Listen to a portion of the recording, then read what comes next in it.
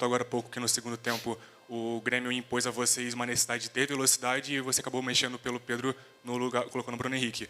A minha dúvida é se a não utilização de jogadores como Cebolinha, Michael, Juninho, por parte sua, por escolha sua, não traz para a torcida uma sensação de que eles serão de fato inutilizáveis no resto da temporada, até porque em uma partida onde o Flamengo ganha de 8-0 do Vitória, eles não entrarem, é até comum, é esperado talvez, mas numa partida onde o Flamengo estava sendo pressionado pelo Grêmio 1-1, por que não a utilização, porque a não utilização desses jogadores, por favor, e se também isso é um sinal para a torcida de que no restante da temporada eles não estão nos seus planos também. Obrigado. O Juninho não estava no banco, não poderia entrar. Sim, sim. Oh? Sim, o Cebolinha e o Michael, sim. Mas eu sinto que os dois jogam na mesma posição, que na posição do Lino. Eu sentia que o Lino está num momento bom, determinante, decisivo e, na minha visão, não era falta de perna ou falta daquele momento que o Lino estava abaixo. Para mim, não. Para mim, naquele momento, ele estava bem. E também o Arrascaeta, né? Poderia ter tirado o Arrascaeta, mas eu sentia que com bola ele estava sendo muito determinante. Cada vez que a bola chegava nele, ele tem perigo, ele faz a diferença. Então, eu optei por deixar os que eu achei que fossem melhor até o final do jogo para poder tentar vencer. Boa noite, Felipe. Léo José, do Coluna do Fla. O Vinha, depois de ficar um bom tempo parado, ele voltou contra o Bragantino, jogou bem, você até elogiou a atuação dele. E a partir dali ele não teve tanta minutagem em comparação com o Ayrton Lucas, por exemplo. Do lado esquerdo você tem o Samuel Lino, o Ayrton Lucas, que são dois jogadores ali que atacam o espaço, que atacam a linha de fundo, mas o Vinha é um pouquinho mais construtor, né, ali por dentro. Qual o motivo de você escalar o Ayrton Lucas e não dar tanta minutagem para o Matias Vinha? Depois do Bragantino, o Vinha jogou contra o Atlético Mineiro. Não sei se foram 2 jogos, né, o do Brasileiro e também da Copa. Depois o Ayrton jogou na Copa e os dois estão muito bem, muito bem. Depois o Alexandre voltou contra o Inter. O Ayrton Lucas jogou no jogo no Brasileiro contra o Inter e para mim a disputa tá muito acirrada, o nível está muito alto. Na verdade, o Ayrton fez um jogo contra o Inter espetacular. E como eu falei para vocês na outra coletiva, o Ayrton não começou contra o Vitória porque teve um problema familiar. Para mim, no nível que ele estava jogando e que está jogando, realmente tá complicado de escolher. Então a minha escolha foi opção pelo que eu achava que era melhor para poder vencer o jogo. E os 3 continuam sendo opção muito, muito boas para o treinador poder escolher e ter o lateral de alto nível. Aqui, Felipe, boa noite.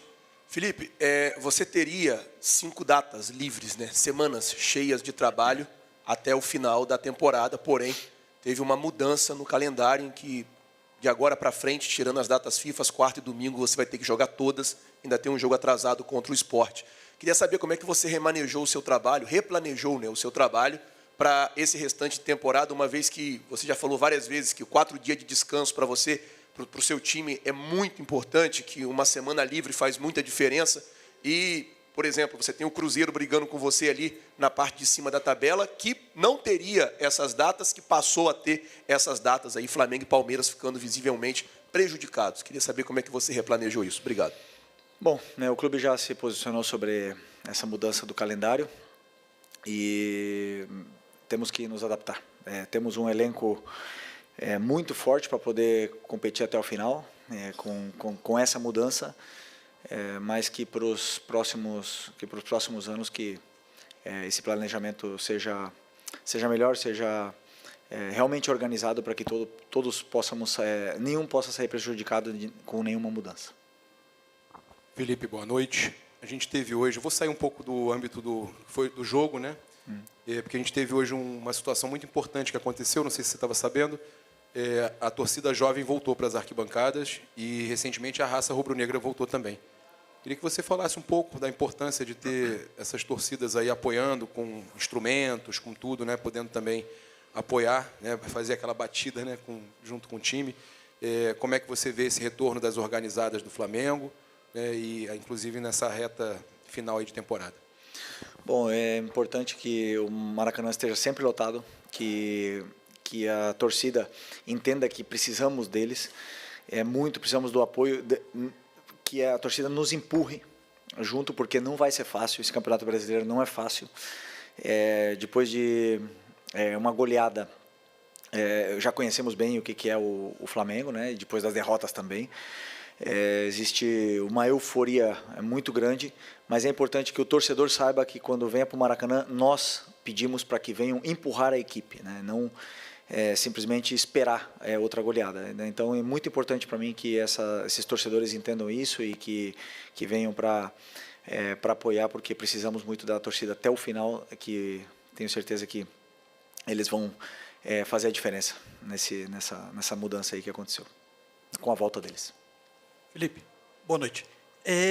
Claro que um gol muda muito a cara do jogo, eventualmente, não só pelo que representa para o time que faz, mas no plano do adversário. Em dado momento, o plano defensivo do Grêmio, quase praticamente só defensivo, já não servia mais para o que era o jogo.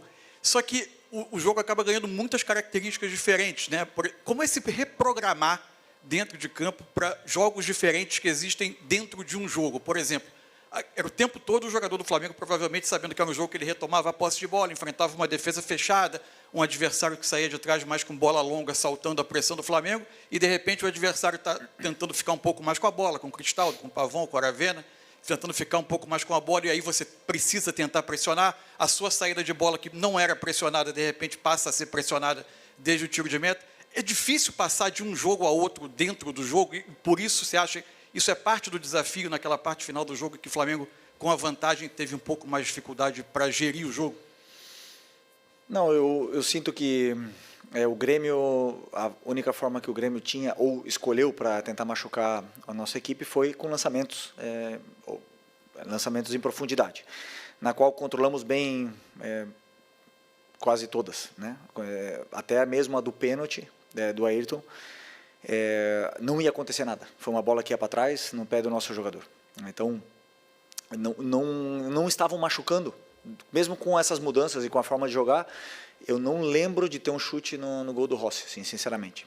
E nós com bola estávamos com mais facilidades ainda, com exceção do tiro de meta, que é verdade que eles subiram as linhas e pressionaram mais.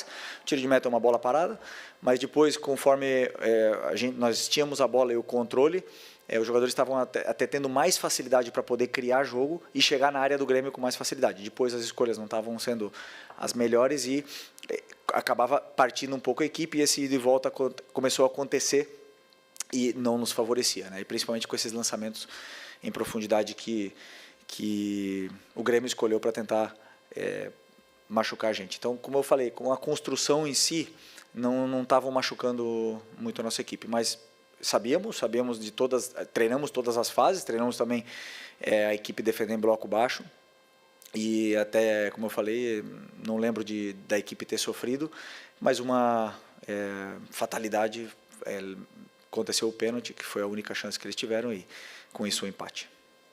Felipe, boa noite. Eric Viana, do Mundo Bola Flamengo. Depois da goleada contra o Vitória por 8-0, você disse que mesmo numa goleada, toda a partida indica pontos que se possa melhorar e evoluir, enfim. E agora o Flamengo encerra com esse empate aí, a parte pré-data FIFA da temporada, vai ter uma pausa agora. E a minha pergunta é o que fica para melhorar, o que você pode analisar dessa partida que o Flamengo precisa melhorar para a volta da data FIFA, trabalhar bem para voltar mais forte aí da data FIFA. Obrigado. A partir de amanhã começarei a analisar o que foi o nosso jogo, e analiso e aí decido os principais pontos que nossa equipe tem que evoluir. Mas eu repito, o resultado foi 1-1, mas o jogo não diz isso. Nós fizemos muitas coisas boas, fizemos um jogo tanto defensivamente como ofensivamente muito bom, muito mais que suficiente para poder sair daqui com resultado positivo. Então o resultado, ele não me engana. Eu sou muito realista com o que acontece no campo, mas com certeza no 8-0 eu tinha coisas que corrigir, e agora nesse jogo também teremos coisas que corrigir, também já visando o próximo jogo contra o Juventude lá na frente. Boa noite, Felipe. Bruna Medeiros, do Desflá. Hoje você tinha 2 desfalques importantes no meio de campo, um deles que já está há mais tempo fora, né, que é o Pulgar, e o outro o Jorginho. Queria saber como você não ter esses 2 jogadores afeta a sua preparação tática para uma partida, já que você é um treinador propositivo, que gosta de jogadores ali que têm essa capacidade. Como afetou o seu estilo de jogo não ter nem no banco essa opção no segundo tempo? Não, todos eles têm o mesmo conteúdo tático, todas as peças. Temos agora 6 volantes, Eric, Jorginho, Saul, Everton, Alan, Nico, 6 volantes. Todos eles têm o mesmo conteúdo, né? Então todos eles têm características diferentes e têm formas de aplicar esse conteúdo que é passado de forma diferente. E eu escolho sempre o que eu acredito que é melhor para a equipe. Claro que eu já falei para vocês outras vezes que o Eric é um pilar e estamos todos querendo e desejando que ele volte. E o Jorginho, vocês já sabem da liderança e da importância que ele tem dentro desse elenco, mesmo com pouco tempo aqui. Mas o time fez, os volantes que jogaram, tanto Saul como o Nico, fizeram um excelente jogo, controlaram, criaram, marcaram muito bem, fizeram tudo que eu pedi, e o Everton entrou realmente já no momento onde nossa equipe estava sofrendo. Mas o conteúdo para eles é o mesmo.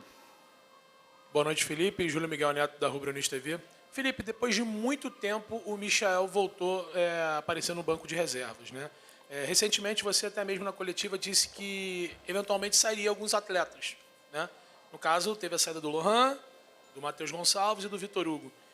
O elenco está fechado para saídas. Haverão mais alguns outros atletas que vão caminhar em outro local? E queria saber também, em relação à janela fechando na terça-feira, no dia 2, se o grupo está fechado para entradas também para o restante da temporada. Bom, essa é uma pergunta para o Boto, né? Que é uma pergunta para a diretoria sobre entradas e saídas.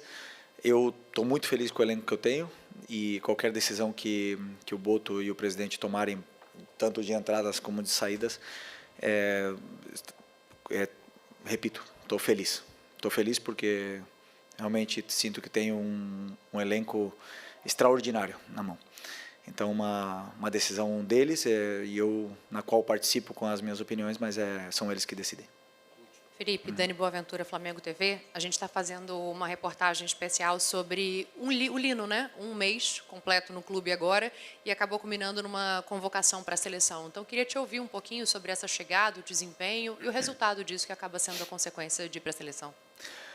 Bom, é um jogador diferente, né? Eu já falei em outras ocasiões, um jogador que, quando pega a bola, é diferente, é determinante, tem drible, tem esse perigo que precisamos sempre, principalmente nessa parte do campo, onde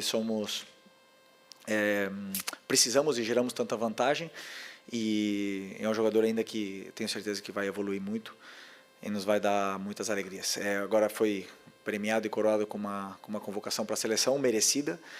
Espero que ele vá, jogue no Maracanã, não na Bolívia, e que volte para cá em plenas condições para poder ajudar novamente a equipe. Okay? Boa noite, pessoal.